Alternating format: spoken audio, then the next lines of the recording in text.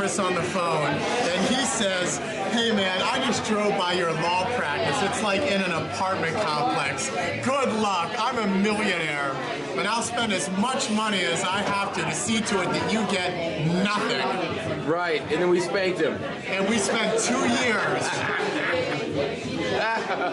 That happened, and we went to trial, and 5 minutes into it, they called a recess and made us an offer on the final day, the last minute, and paid us off. You know what? I totally forgot about that. This isn't Tubbs and Crockett. This isn't 10-Speed and Brown Shoe. This is Bromberg and King, and this is the story of how I handled things as Jason Bromberg's attorney in the 90s when All Foreign sold him a Mercedes 300 diesel that had been spanked. Now, I caught the prior owner using Carfax, which was still relatively new in 1997, and their attorneys underestimated me, as a lot of, establishment white lawyers do. Anyway, the trial ended when I dropped his name and threatened to subpoena him. Lots of laughs. I pissed off a lot of people in Columbus, Ohio, and elsewhere in my life. But let me tell you this. If I piss you off, you're probably an asshole anyway, and you got it coming to you.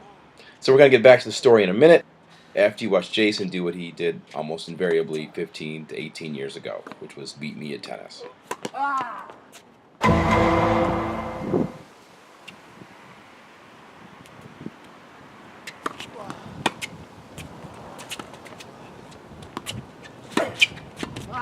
Good ball.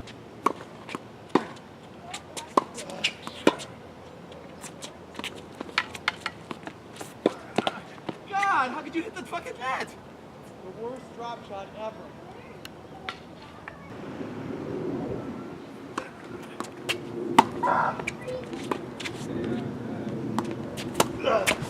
Oh, come on!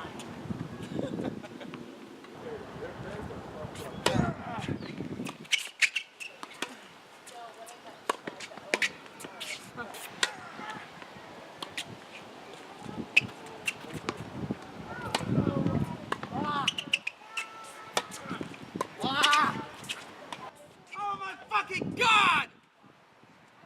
Good guess, Jason. Good guess. Bet you out for that one. But good guess. For an attorney, if it was going to take like 7 hours. Right. But the only way that any attorney would take this case would be if the subject matter and the passion to my plight was literally there. Right. Because Chris ended up working for about 2 years and 187 hours on this case that was like a $5,000-$6,000 because he believed in the cause. So we discovered that the place you buy your Mercedes 300 diesel When you from, went with me to the body shop, you were with me. You That's heard right. it yourself. That's right. We discovered that a wholesaler lied About their understanding of the...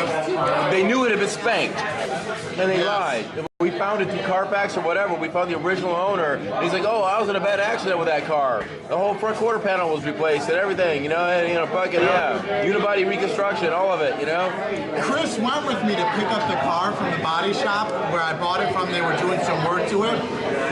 And it was more about, if I remember correctly, it was equally, if not more, about just giving me a ride to pick up my car. But it turned into like so much more because we happened to overhear the people at the body shop talking about what a mark I was. Like they were dogging the car and the condition, and so it's all true. And he heard it with his own ears.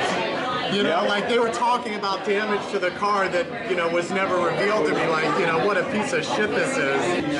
We're in Chris's apartment, and the guy I'm suing is talking to Chris on the phone, and he says, "Hey man, I just drove by your law practice. It's like in an apartment complex. Good luck. I'm a millionaire, and I'll spend as much money as I have to see to it that you get nothing."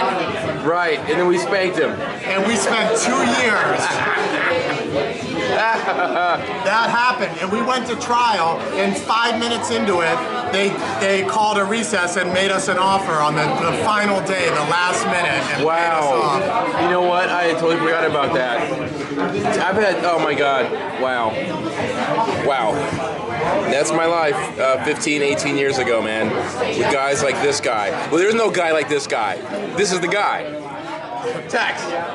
The guy. The guy who can always fake my ass at tennis. I hate it. I hate it.